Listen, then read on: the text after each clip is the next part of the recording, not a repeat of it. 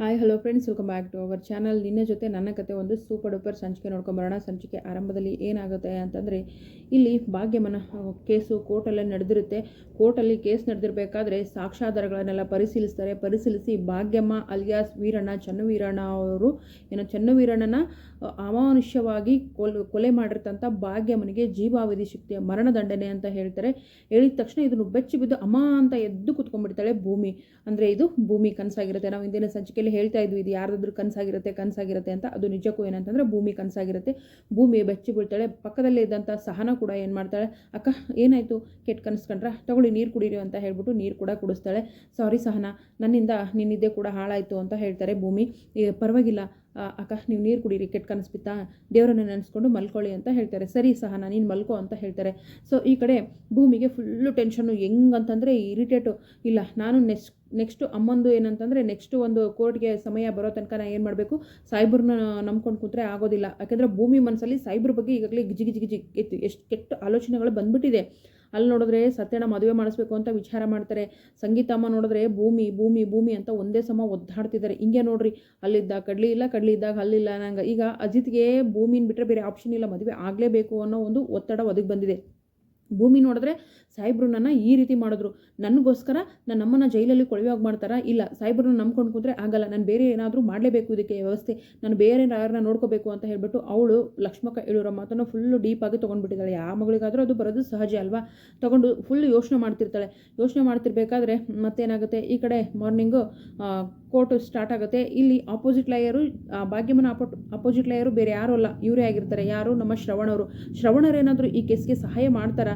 ಅಜಿತ್ ಮತ್ತು ಭೂಮಿನ ಒಂದು ಮಾಡ್ತಾರಾ ನೋಡಬೇಕಾಗಿದೆ. ಕೋರ್ಟ್ನಲ್ಲಿ ಕೇಸ್ ನಡೀತಾ ಇರುತ್ತೆ. ಲಾಯರ್ ಮತ್ತು ಇವರಿಬ್ಬರ ಮಧ್ಯೆ ವಾದ ವಿವಾದಗಳು ನಡೆದಿರುತ್ತೆ.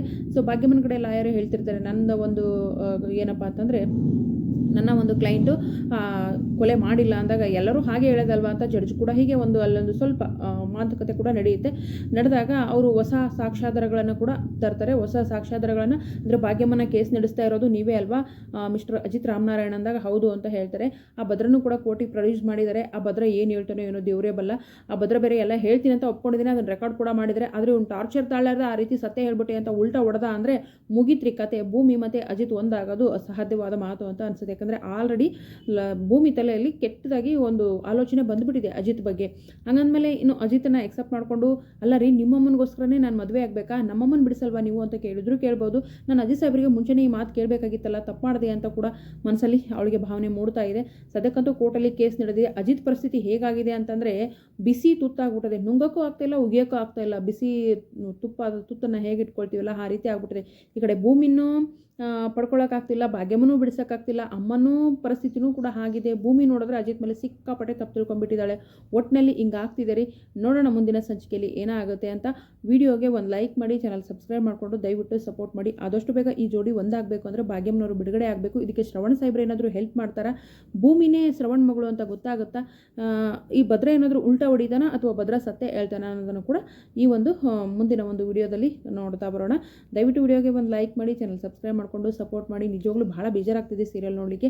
ಯಾಕಂದರೆ ಸತ್ಯಕ್ಕೆ ನ್ಯಾಯ ಸಿಗ್ತಾನೇ ಇಲ್ಲ. ಅಟ್ಲೀಸ್ಟ್ ಭಾಗ್ಯಮ್ಮನವರು ಬಿಡುಗಡೆ ಆದರೂ ಇಲ್ಲ, ಸಾಹೇಬರು ಲಕ್ಷ್ಮಕ್ಕನೇ ಮಿಸ್ಟೇಕ್ ಮಾಡ್ಕೊಂಡಿದ್ದಾಳೆ, ಸಾಹೇಬರು ಅಂತೂ ನಮ್ಮಮ್ಮನ ಬಿಡಿಸಿದ್ರು ಅನ್ನೋ ಪ್ರೀತಿ ಆದರೂ ಹುಟ್ಟುತ್ತೋ, ಅಥವಾ ಭಾಗ್ಯಮ್ಮನ ಬಿಡಿಸದೆ ಜೈಲಲ್ಲೇ ಉಳಿಸ್ಬಿಟ್ಟು ಮತ್ತೆ ಇನ್ನಿಷ್ಟು ಅಜಿತ್ ಮೇಲೆ ಇರ್ತಕ್ಕಂಥ ದ್ವೇಷನ ಹೆಚ್ಚು ಮಾಡ್ತಾರೋ ಯಾರಿಗೂ ಗೊತ್ತು. ನೋಡೋಣ. ವಿಡಿಯೋಗೆ ಒಂದು ಲೈಕ್ ಮಾಡೋದನ್ನು ಮರಿಬೇಡಿ.